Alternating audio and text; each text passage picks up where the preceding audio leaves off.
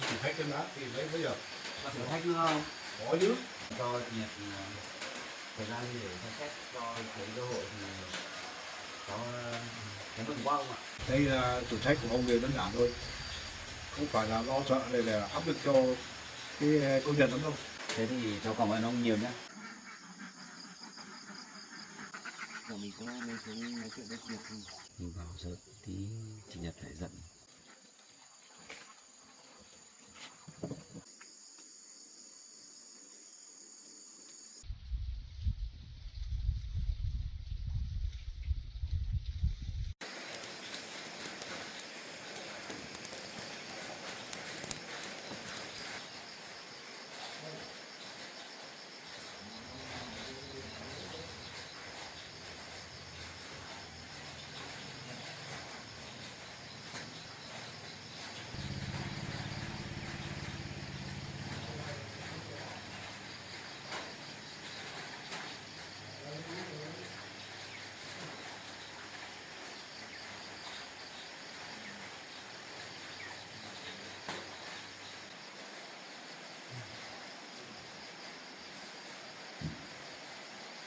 Chả hiểu sao tự nhiên ông lại trở thành một người như vậy nhỉ? Trước kia ông không như thế đâu. Chắc là do cô Vân kích động nên là ông mới có thái độ như vậy thôi. Chứ trước kia ông cũng đâu có bao giờ khinh chê người khác nghèo hay là gì đâu nhỉ?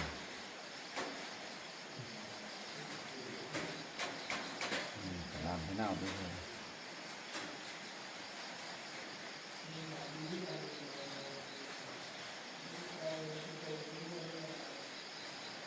Với lại ngày xưa ông đối xử với người khác có chừng mực lắm mà.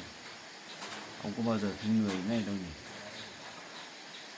Chả biết là cô Vân nói gì với ông mà khiến cho ông phải đi đến tận nhà chị Nhật để nói nặng lời với chị Nhật đến mức mà chị Nhật phải xin nghỉ việc cái này nhỉ?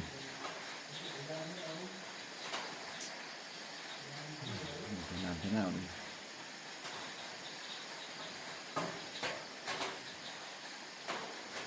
Bây giờ mình phải làm thế nào để mình thuyết phục chị Nhật đi làm lại nhỉ?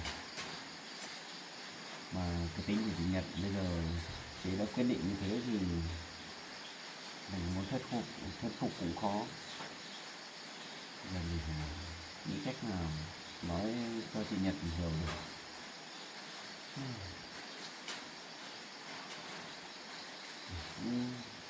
Không biết là hôm đấy cô Vân với ông lên nhà chị Nhật là nói cái gì với chị Nhật mà khiến cho chị Nhật phải buồn như vậy.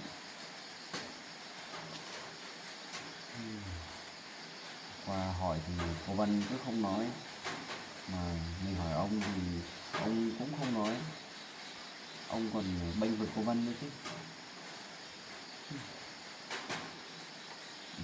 Cô Vân thật đấy, tất cả mọi chuyện là do cô Vân nói ra thôi.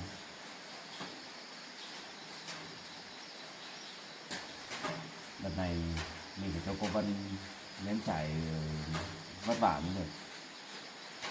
Đã thế mình sẽ giao hết công việc của chủ nhật cho cô Vân làm, để xem cô Vân có làm được không. Lần này nếu mà cô Vân mà không làm được mình phạt thật nặng mới được, cho cô ấy nhớ. Riêng cô Vân ấy, cái mồm lúc nào cũng bảo là tự khen mình giỏi, cái gì cũng làm được. Đã thế thì bây giờ trước mắt chị Nhật thì mình cứ giao hết việc của chị Nhật cho cô Vân làm, để xem đợt này nếu mà làm không tốt thì đừng có mà trách. Đấy.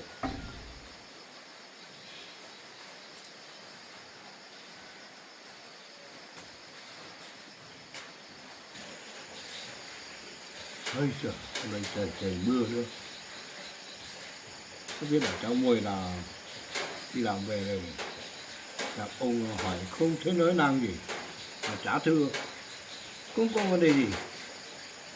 Biết thế nào đây? Chắc là làm về là công việc nhiều quá, là áp lực quá mà hỏi chả thấy nói câu thưa, không nói năng gì cả.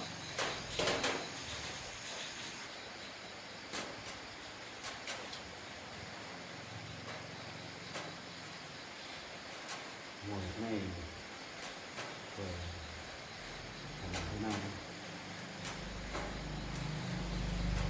bây giờ mình cứ ở thế này cũng không giải quyết được gì, hoặc là mình giờ mình đi lên nhà chị Nhật mình nói chuyện với chị Nhật xem thế nào. Mà bây giờ chị Nhật nó đang giận mình nữa, mình bên đấy chắc cũng không giải quyết được gì. Mình làm thế nào đi.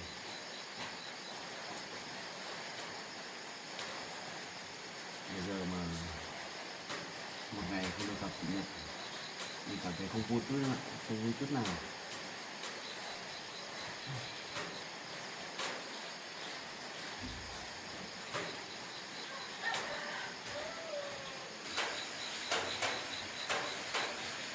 Bây giờ là các người hôm nay đi làm về là chắc công việc nhiều quá là áp lực rồi, cho nên là hỏi cha đấy chưa mà cha nói gì cả không biết thế nào đây.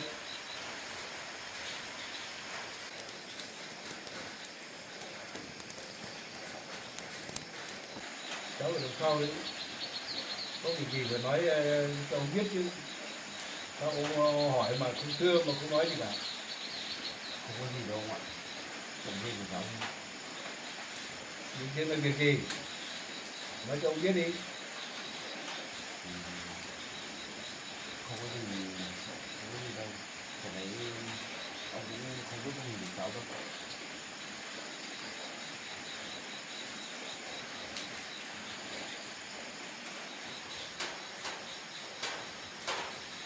Nó thế là tôi biết được của cháu, nhưng mà nói ra để ông còn góp ý cho cháu mới được, chứ còn cháu cứ ngồi thầm đấy là hỏi không thưa mà không nói thì không ai đâu cháu ạ.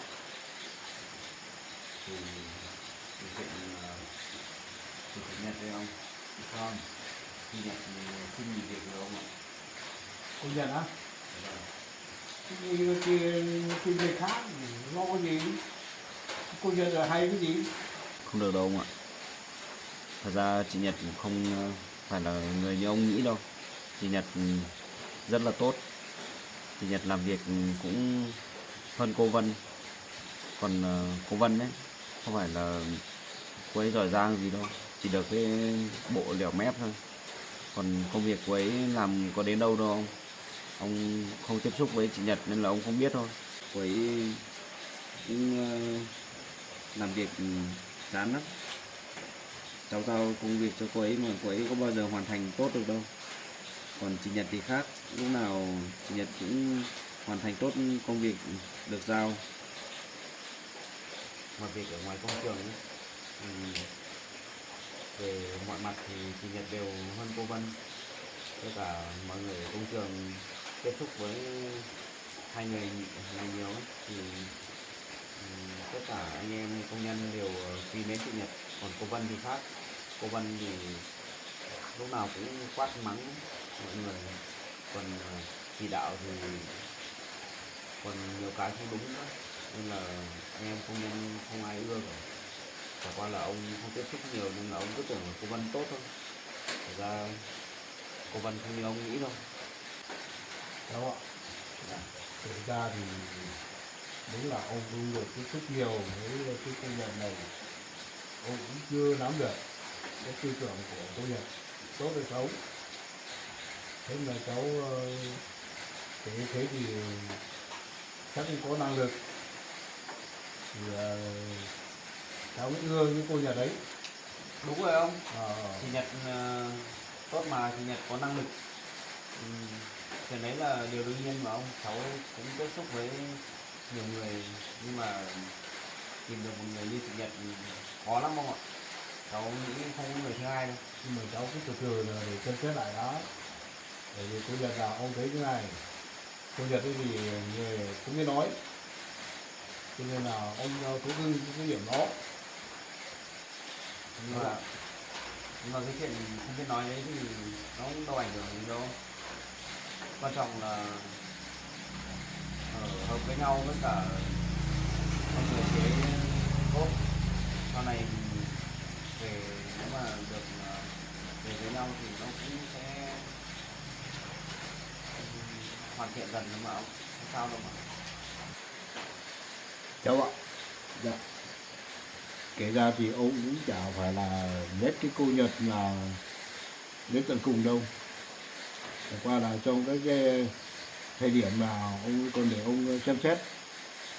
Có như thực tế là như cháu nói chứ không, cháu ạ. Bởi vì cái ban đầu đến đây thì ông thấy cháu là say mê cái cô Nhật quá, thế cho nên là ông cảm thấy là cái cô Nhật ấy không biết nói nữa, nên là để cho ông xem xét. À, vậy nghĩa là ông vẫn đang xem xét cho chị Nhật cơ hội mà đúng không? Đúng rồi, chứ còn là ông không phải ông là ông ghét là thù chê, đặc biệt là cái cô Nhật đâu, nhưng mà trong giai đoạn là ông xem xét đó, cháu ạ. Như thế thì tốt quá. À. Cháu cứ tưởng là ông không thích chị Nhật chút nào. Bởi vì cái cô Nhật này, cô này là ông mới biết là cô này cũng biết nói như là cơm giết đấy, thì lấy về làm cháu dâu của ông thì sao mà giao tiếp với gia đình được, cháu ạ. Nhưng mà ông cứ yên tâm đi, chị Nhật thì nhanh nhẹn lắm, thông minh nhanh nhẹn lắm. Không phải là ông người như cô Vân đã từng kể với ông đâu. Từ từ cháu ạ, từ từ đã. Nhưng mà ông vẫn còn cho chị Nhật thời gian để xem xét cho chị ấy cơ hội thì cháu thấy mừng quá ông ạ. Rồi. Thế thì cháu cảm ơn ông nhiều nhé. Mà ông ạ, bây giờ ông cứ nghe lời cháu đi. Ông cứ thử tin tưởng cháu một lần đi. Ông đừng có tin lời cô Vân nữa. Cô Vân ấy thì chỉ được cái lẻo mép thôi, chỉ toàn nói những lời xấu xa bịa đặt về chị Nhật thôi. Tại vì cô Vân ấy không ưa chị Nhật nên là cô ấy mới làm như vậy. Ông tin lời cháu đi. Cháu Mười ạ. Dạ.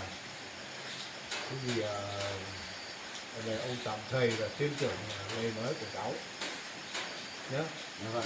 Nhưng mà cháu chưa vội mừng được nhá, còn để chờ trong giai đoạn thử thách, ông thử thách xem đã thì mới được. Còn thử thách nữa không? Có chứ, vì đấy bây làm là cháu dâu nhà ông thì ông phải thử thách là xem lại đạo đức thái độ này nếp mới được chứ. Tôi cháu nghĩ chắc không cần thử thách đâu ông ạ. Không được. Chị Nhật thì cháu tiếp xúc từ trước tới giờ thì tính cách của chị ấy như nào cháu hiểu hết rồi, nên là không cần thử thách đâu mà ông. Không được đâu, phải qua giai đoạn thử thách của ông thì mới được, cháu ạ. Như thế thì cháu sợ ông lại làm khó chị Nhật thì cháu lo lắm. Đấy cứ phải nghe lời ông mới được nhá. Hay là thôi ông, hay là không cần thử thách nữa không? Không được, ông phải qua cái thử thách của ông mới được. Cháu ạ. Cái thử thách của ông đều đơn giản thôi, không phải là lo sợ để áp lực cho cái cô Nhật lắm đâu, cháu ạ. Nhưng mà cháu sợ ông làm khó chị Nhật thì Không lo đâu. Thì nếu mà qua thử thách thì ông mới công nhận là cháu dâu tương lai của ông, cháu nhé. vâng. Cháu nhá. Đây là cái cơ hội là thử thách cái cô Nhật. Cháu không được bây giờ nói là tôi không được. Cháu nhá. Nhưng mà hay là thôi không thử thách nữa ông. Không, qua cái thử thách thì nó đơn giản thôi, chứ không lo là áp lực cho cô Nhật nữa thôi. Mà cháu sợ ông này làm khó chị Nhật thì Không lo đâu, phải làm nào nữa. đừng có nói. Thế ông đi thử thách chị Nhật để được gì vậy? Cái thử thách cái bí mật của ông là ông không nói cho cháu biết được. Ông nói đi, ông nói cháu biết đi. Không được nói thì cháu đi kể nữa cô Nhật thì nó trở thành cái áp lực cho cô Nhật mất nhé. Hay là ông nói ra để cháu nghe qua xem là cái thử thách đấy có hợp lý không, nếu mà cháu sợ ông này thử thách cái gì quá đáng quá thì Nhật lại không chịu được. Không phải đâu, cái thử thách của ông đó là bí mật của ông, là ông cứ ít khi nói cho người khác biết, nhưng mà cái thử thách cái của đức thái độ nề nếp của cô đấy, cô từ già đến trẻ cháu trước bữa cũng là nói cho cái nhà biết. Nhưng mà ông nói thế làm cháu thấy hồi hộp quá, cháu muốn biết quá. Hay là ông nói cho cháu biết đi, xong là cháu không kể đâu mà cháu hứa. Nếu thế thôi không nói. Ông ạ, lúc nãy cháu thấy ông bảo là ông muốn thử thách về đạo đức, nề nếp các thứ của chị Nhật ấy, thì cái chuyện đấy cháu nghĩ chắc ông không cần phải thử thách đâu. Cháu tự tin chắc chắn là chị Nhật sẽ vượt qua. Còn nếu mà ông muốn thử thách cái khác ấy thì hay là ông nói cho cháu biết đi, để xem ông định thử thách chị Nhật cái gì. Chứ nếu mà bảo là ông thử thách về đạo đức của chị Nhật thì cháu nghĩ chắc không cần đâu. Cháu ạ, Dạ. nói về cái cô Nhật nhá, cháu bảo là cái tư tưởng đạo đức thái độ là nề nếp của cô này tốt. Ông nghe có vẻ là cũng có cái thế đấy, nhưng mà chưa được. Phải qua cái thử thách của ông á thì ông mới chưa được. Đúng rồi. Dạ. Ông hỏi một câu này. Hôm trước ông lên cái nhà cô Nhật ấy, nói lên mặt này với con của cô Nhật. Thì cháu không biết là cái cô Nhật có giận ông không? Dạ. Chị Nhật bảo là không giận ông đâu ạ. Nhưng mà cháu thấy chị Nhật có vẻ buồn lắm. Cháu cũng vì chuyện đấy mà cháu suy nghĩ mỗi ngày hôm nay. Cháu cũng buồn. Cháu không biết phải giải thích với chị Nhật như thế nào nữa. Nhìn thấy chị Nhật buồn thế thì cháu thấy đau lòng lắm. Cháu cũng lo cô sợ dùng lấy cô Nhật phải không? Vâng. Cháu chỉ sợ chị Nhật quyết định rời xa cháu thì lúc đấy cháu không biết phải làm thế nào nữa. Thật sự cháu không thể rời xa chị Nhật được đâu ông ạ. Cháu vui ạ. Cái chuyện đấy thì bây giờ tôi nói nữa. Thì đối với cô Nhật ấy thì cứ gọi là qua thử thách của ông đã. Thì bắt được cái ghế thì ông cũng trao. Vâng. Cháu vẫn từ từ đã. Vâng. Như thế thì cháu cũng yên tâm rồi ông ạ. Cái chuyện ông muốn thử thách chị Nhật ấy thì cháu nghĩ chắc chắn là chị Nhật sẽ vượt qua thôi. Rồi. Mà ông, thế cháu còn chuyện này muốn hỏi ông là cái chuyện về hôn ước với cô Vân đấy. Nếu mà chị Nhật mà thật sự vượt qua được thử thách của ông thì ông định xử lý cái chuyện hôn ước đấy như thế nào ạ? Nếu mà qua cái thử thách của ông thì ông duyệt được thì cũng tùy lương tâm của cháu thôi. Đó nhá. Thế nghĩa là nếu mà chị Nhật vượt qua được thử thách của ông thì đến lúc đấy cháu muốn yêu ai hay cưới ai gì đấy là do cháu quyết định phải không ạ? Đúng rồi. Thật thế hả ông? Vâng. Cứ Thế phải thì- qua thử thách của ông đã. Thế thì tốt quá rồi. Rồi. Thế thì cháu cảm ơn ông nhé. Rồi. Tóm lại là cái này cháu mùi ạ. Dạ. Cứ qua cái thử thách của ông đã, rồi tính sau. Cháu nhá. Mà cháu phải nghe lời ông nhá. Được chưa? Vâng, nhưng mà ông nói ông phải giữ lời nhá. Cháu đã biết trước là chị Nhật sẽ vượt qua được cái chuyện này rồi ông ạ. Thôi cháu ạ, ông là người lớn, ông nói đến đâu mà thực hiện đến đó. Cháu ạ, Vâng. Nếu như thế thì tốt quá rồi. cháu tin tưởng ông, Vâng. lời nói của ông. Vâng. Được chưa? Vâng. Thế ông ơi, bây giờ ông ở nhà nhá. Cháu đi lên nhà chị Nhật một chút. Rồi cháu ạ. Sao Cháu ông? rồi đến nhà cô Nhật đâu? Tại sao vậy ông? Vì đang thời gian thử thách rồi thì cháu mà đến đấy rồi nói chuyện như nào rồi cái thử thách của ông mất. Không, cháu không nói đâu mà ông. Không được. Ông cho cháu lên đấy chơi một lúc thôi mà. Ông bảo không lên được không lên. Không đến không đến. Không được đi. Nhưng mà từ hôm qua tới giờ không gặp được chị Nhật, cháu muốn lên đấy gặp chị Nhật một chút thôi. Cháu không phải cần gặp thì không phải lo ngại gì cả. Tôi tin tưởng là cái thử thách của ông, tin tưởng lời nói của ông, cháu không được đi. Cháu chỉ lên đấy chơi thôi mà cháu Không được. nói gì đâu ông. Cái không được. Ông bảo không đi là không đi. Thế nhá cháu nhá. Vâng, thôi được rồi, thế thì cháu không lên nữa. Được rồi. Nhưng mà ông định khi nào khách sinh nhật rồi. trong cái thời gian này là đang thử thách, đang bố trí thử thách, cháu không phải lo gì nhé. Vâng. Mà thế thì có thể nghe lời ông. Rồi. Thế thì cháu cảm ơn ông nhiều nhé. Rồi. Cháu cứ tưởng là ông ghét bỏ chủ nhật, hóa ra là ông còn đang thử thách chị ấy. Thế mà làm cho cháu buồn mấy ngày hôm nay, ông chả thèm nói gì với cháu cả. Mà ông này, ông cho cháu hỏi ông chuyện này, thế ông nghĩ thế nào về cô Vân vậy? Cái Vân này á, cháu phải biết là ông đã tìm hiểu rồi, biết được cái chút là cái lai lịch của cái cô Vân này. Vâng, Thì cô Vân này là con trẻ, vâng, chắc có tương lai hơn, là có trình độ, có năng lực, có năng khiếu, có sức khỏe. vâng. Nhưng mà có cái là hay nói nhiều, nói ghép, nói ngon, ông cũng còn đang cân xét. Đúng rồi đấy ông ạ. Đó ạ. Cái cô Vân ấy, tuy rằng có tài nhưng mà không có đức đâu ông ạ. Nên là người ta bảo là có tài nhưng mà không có đức thì cũng chả làm được gì. Đấy, nên là em nghĩ ông phải xem xét lại chỗ cô Vân một chút. Đúng Cô rồi. Vân không tốt như những lời hay như những gì ông thấy trước mắt đâu. Có phải tiếp xúc nhiều thì mới hiểu được cái tính cách của cô ấy. Ông chưa khẳng định là cái cô Vân là xấu đâu. Đó ạ. Vâng, nhưng mà ông cứ dần dần rồi ông sẽ hiểu về con người cô ấy không ạ? Rồi. Ông ạ, thật ra thì cháu cũng đã có quyết định của mình từ lâu rồi. Nếu mà cháu không đến được với chị Nhật ấy thì cũng sẽ không bao giờ có chuyện cháu kết hôn với cô Vân đâu. Bởi vì cháu không có chút tình cảm nào với cô ấy cả. Tính cách không hợp nhau thì không lấy nhau được đâu. Cháu chỉ có một người duy nhất nữa là chị Nhật thôi. Thôi là chuyện là nói như thế thôi cháu. Và thôi cháu ra đi làm đi.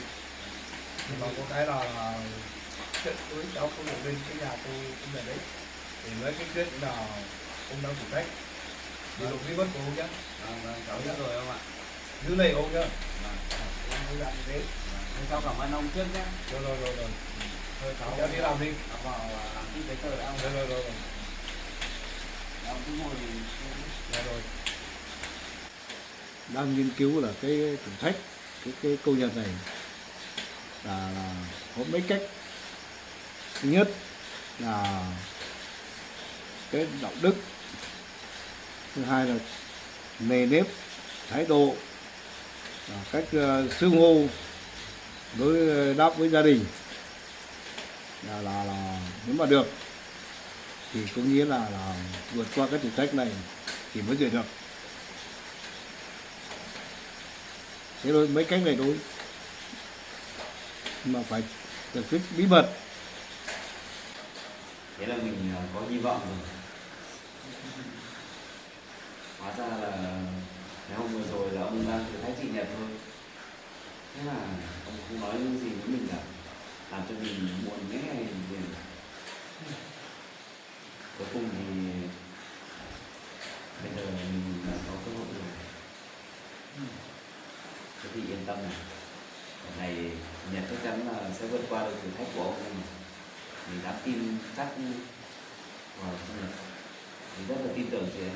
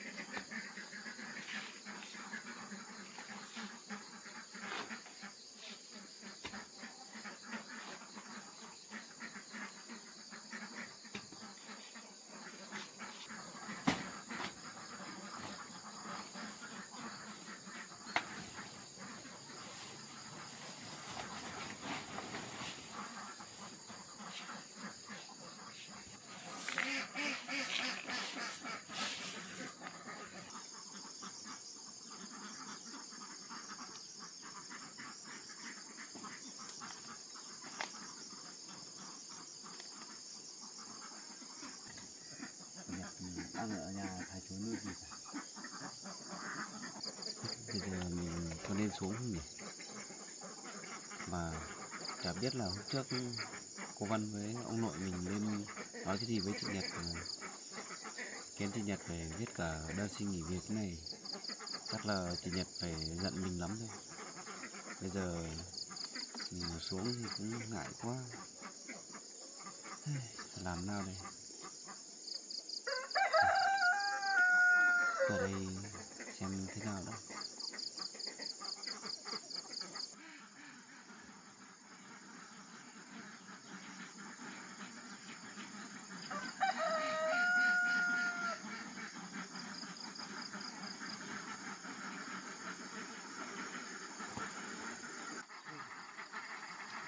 Cái lúc thì chị Nhật phát hiện này.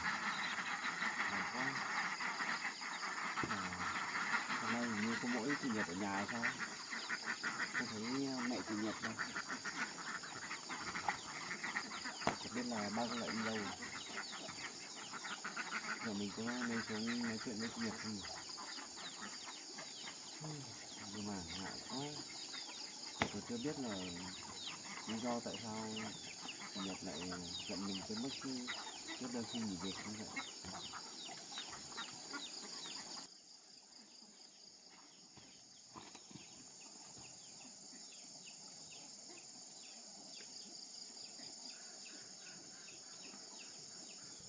Hay là mình cứ xuống nói chuyện với chị Nhật xem thế nào nhỉ? Nhưng mà thôi, bây giờ mình phải biết đầu đuôi câu chuyện hôm trước là như thế nào đã, mình biết đường nói chuyện chứ. Giờ phải làm nào đây? Tất cả là tại cô Vân hết. Tất cả mọi chuyện đều do cô Vân mà ra thôi. Bực mình thật đấy. Với cả đợt trước mình mua nhà mình đâu có nói cho ông biết đâu. tự nhiên cô Vân lại đi ra kể cho ông biết. Thế thành ra bây giờ ông cứ hở tí ông lại lên đây nói mình vừa lên nhà chị Nhật một tí về ông đã nói rồi. Thật đấy, đang yên đang lành, giờ lúc nào cũng bị ông giám sát này, khó chịu thật đấy. Thế nào bây giờ đây?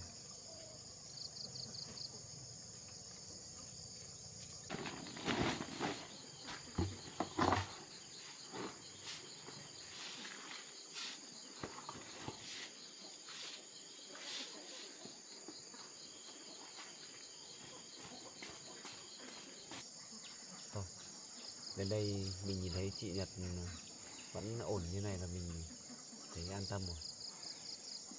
Mà bây giờ xuống thì mình lại không dám xuống. Nhưng mà đến đây rồi lại không muốn về. Phải làm thế nào bây giờ ấy nhỉ?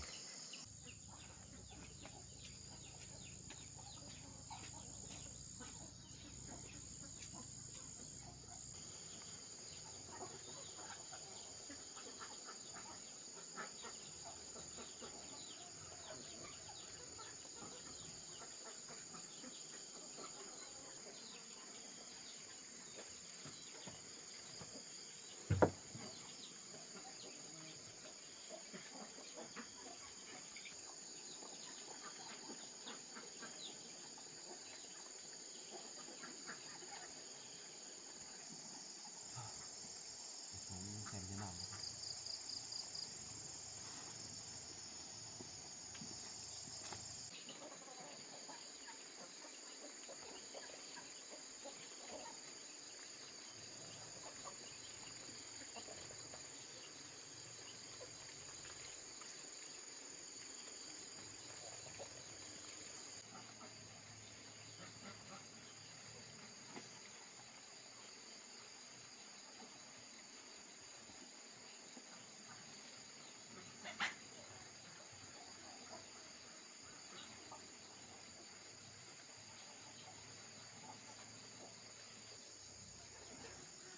Thôi, chắc bây giờ mình đi về thôi. Để mai mình lên tìm chị Nhật nói chuyện sau. Chứ bây giờ thấy chị ấy đang buồn thế này, nhìn vào sợ tí chị Nhật lại giận. Không biết phải nói thế nào nữa.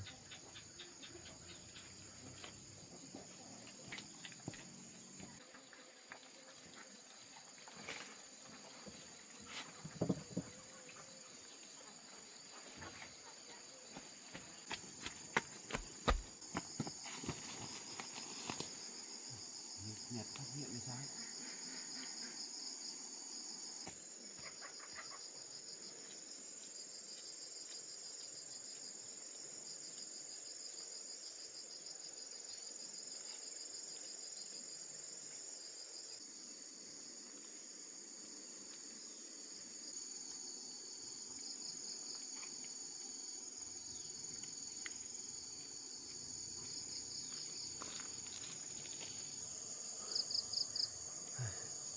Chị Nhật nhìn thấy hay sao ấy, tí nữa thì bị phát hiện. Thôi, bây giờ mình cứ đi về xong rồi mai lên nói chuyện với chị ấy sau. May quá. May mà lúc nãy xe máy mình còn để trên kia.